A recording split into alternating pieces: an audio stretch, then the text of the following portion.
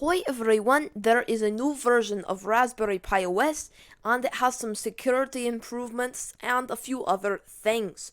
So let's take a look at this operating system.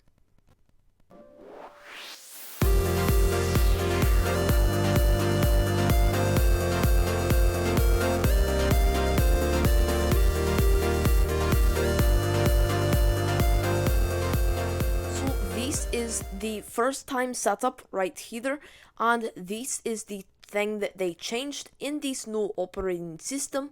So first of all, there is a new thing. If you have a Bluetooth keyboard or mouse, what you do is put it in pairing mode, so you don't need a USB keyboard or mouse to set it up. So I have a Bluetooth keyboard right here. I'm going to put it in pairing mode, and it will basically scan for all the devices like that. So you don't even need a USB keyboard and mouse to pair something. Although I do have them connected right here. So let's go next. And we can set our region and stuff like this, just like normal. Alright, so create user. So this is the main thing that they changed in this. So the username is no longer Pi by default, and this is to improve security. So you have to input your own name here. You can make it Pi, but they recommend using something else because it will make it harder to attack the Raspberry Pi if it has a different username. So what I'm going to do is enter Fortnan right here, and then my password right here. This isn't secure, but this is just a test install. There we go, and this is the thing that they had before. It looks a little different. And of course, before you could close out this window. Now you can't do this. You have to go through this setup before you can use Raspberry Pi OS.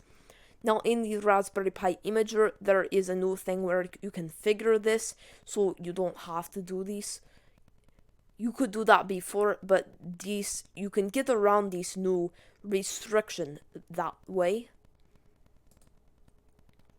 Now you connect to a network, alright, and they recommend that you update right here, although I'm just going to skip it because I don't want it to take too long, and we can restart and we're in Raspberry Pi OS just like normal.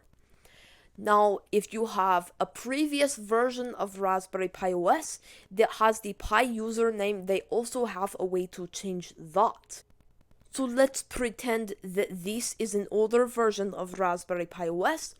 All you want to do is we do the normal update command. You can use the updater tool, or you can go sudo apt update and sudo apt full upgrade -y, and that can update your Pi.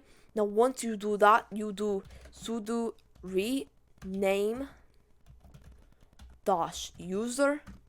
Now you have to reboot to do this, so you just enter Y right there, and it will reboot into the setup screen, although it's only for the user thing. It's not for all the rest of the stuff, because of course you already have that set up.